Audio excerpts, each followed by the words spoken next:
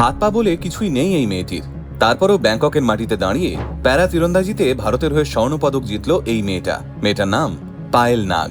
না, এটা কোনো ফিল্মের স্ক্রিপ্ট নয়। শারীরিক এবং অর্থনৈতিক প্রতিবন্ধকতাকে বুড়ো আঙুল দেখিয়ে ইতিহাসের পাতায় নিজের নাম লিখিয়ে ফেলেছে সে। শুনে অবাক হলেন?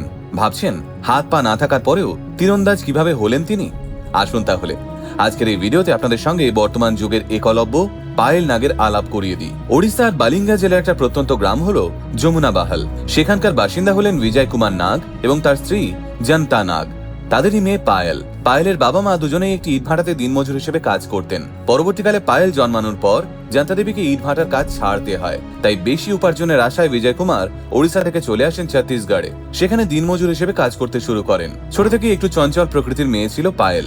বাড়িতে কম, মাঠে ঘাটে বেশি দেখা যেত তাকে। পায়েলের তখন 8 বছর বয়স। আর 5টা দিনের মতোই সেদিনও সে একাই খেলছিল। একসময় মুষলধারে বৃষ্টি নামে, আর তার সঙ্গে বিদ্যুৎও চমকাচ্ছিল সেদিন। আচমকা পায়েল বিদ্যুৎ স্পৃষ্ট হয়। সঙ্গে সঙ্গে তাকে হাসপাতালে ভর্তি করা হয়। অভিজ্ঞ ডাক্তারদের চিকিৎসায় প্রাণে বেঁচে যায় সে, কিন্তু কয়েক মুহূর্তের মধ্যেই বদলে যায় পায়েলের পৃথিবী। এই দুর্ঘটনায় পায়েলের 2টো হাত এবং 2টো পা শরীর থেকে বাদ পড়ে যায়। যে মেয়েটা সারাদিন মাঠে ঘাটে খেলে বেড়াতো, সেই মেয়েটাকেই সারাদিন বিছানায় শুয়ে থাকতে হতো। পায়েলের জায়গায় অন্য কেউ হলে হয়তো হাল ছেড়ে দিত, কিন্তু পায়েল অন্য ধাতুতে গড়া। হাত পা বাদ গেছে বলে কি বাঁচা ছেড়ে দেবে?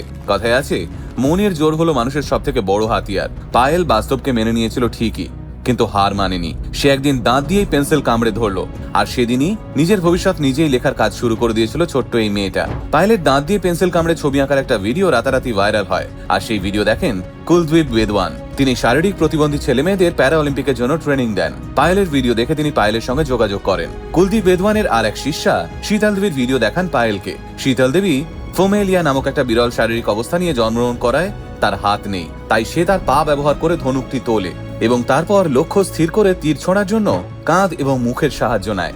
ব্যাস, শীতল দেবী হয়ে ওঠেন পায়েলের আইডল। এরপরেই শুরু হয় কঠিন প্রশিক্ষণ। শীতল দেবীর 2টো পা ছিল, কিন্তু পায়েলের সেটাও নেই, তাই কৃত্রিম পা লাগানোর ব্যবস্থা করা হয় পায়েলের। প্রযুক্তি আর মনের জোরকে কাজে লাগিয়ে পায়েল পৌঁছে যায় ব্যাংকক। এটাই ছিল পায়েলের প্রথম আন্তর্জাতিক ম্যাচ। আর প্রথম আন্তর্জাতিক ম্যাচ খেলতে নেমেই বাজিমাত করে দিয়েছে পায়েল নাগ। আর এই আন্তর্জাতিক প্রতিযোগিতায় পায়েলের বিপক্ষে কে ছিলেন জানেন?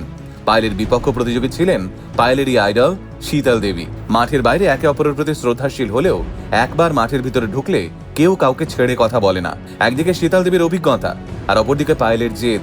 এ যেন শিয়ানে শিয়ানে লড়াই। খেলা গড়ায় শেষ রাউন্ড অবধি, আর শেষ রাউন্ডেই শীতল দেবীর কাছ থেকে জয় ছিনিয়ে নেয় ওড়িশার পায়েল নাগ। ওয়ার্ল্ড আর্চারি প্যারা সিরিজে 7টি স্বর্ণপদক নিয়ে শীর্ষস্থান অধিকার করেছে ভারত। পায়েলের পরের লক্ষ্য প্যারা এশিয়ান গেমস। পায়েল স্বপ্ন দেখে প্যারা অলিম্পিকে ভারতকে রিপ্রেজেন্ট করার। ভাবতে পারছেন, হাত পা না থাকার পরেও বিদেশের মাটিতে একটা মেয়ে তার আইডলকে পরাস্ত করছে। অর্থাৎ একটু জেদ, একটু মনের জোর আর অধ্যবসায় থাকলে মানুষ পারে না এমন কোনো কাজই নেই। গোটা আলটিমেট মোটিভেশন টিম স্যালিউট জানায় ভারতের এই বীরঙ্গনাকে। পায়েল নাগের পরবর্তী ইভেন্টের জন্য অসংখ্য শুভেচ্ছা রইল আমাদের তরফ থেকে।